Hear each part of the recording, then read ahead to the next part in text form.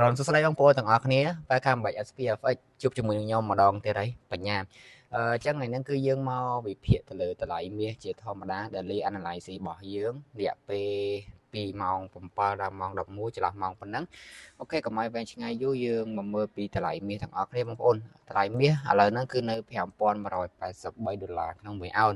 ដូចខ្ញុំធ្វើការឲ្យបងប្អូនទិញកាលពីម្សិលមិញអញ្ចឹងក៏ប៉ុន្តែបងប្អូនអាចមើលបានរយៈពេល1ថ្ងៃទីផ្សារ Sideways អត់មានតាណាទេនៅតំណឹងចន្លោះពីមើលខ្ញុំវាស់ឲ្យ5000ថា5100ទៅ5200ចន្លោះប៉ុណ្ណឹងតើអត់តន់តាណាទេនៅ Sideways ចុះឡើងហ្នឹងនេះអាចមើលបានបងប្អូននេះអញ្ចឹងម្សិលមិញគឺយើងធ្វើការទិញនៅចន្លោះតម្លៃ zone 5150ទៅ5170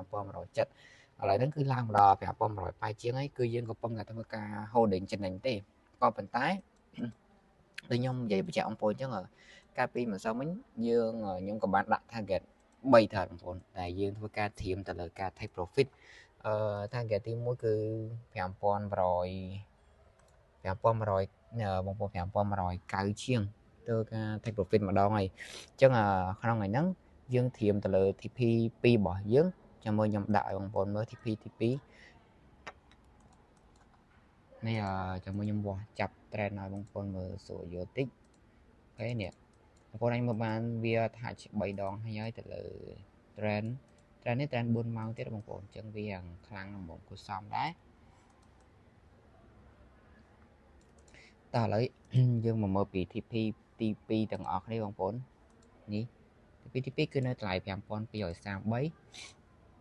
5230ទៅ5233យើងអាចចាំ take profit នៅកន្លែងហ្នឹងបានហើយសម្រាប់ TP ទី3គឺនៅតម្លៃ5300ទៅ5310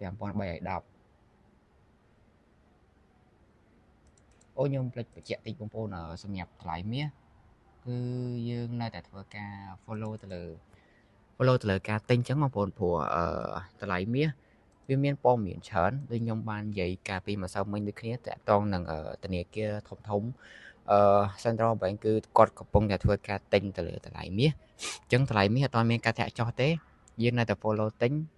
បងប្អូនអាចចាំបានតម្លៃមាសធ្លាក់ទិញយើងព្យាយាមកុំលក់ដាច់ខាតគឺកុំសារប៉ុន្តែបើសិនជាបងប្អូនចង់សារ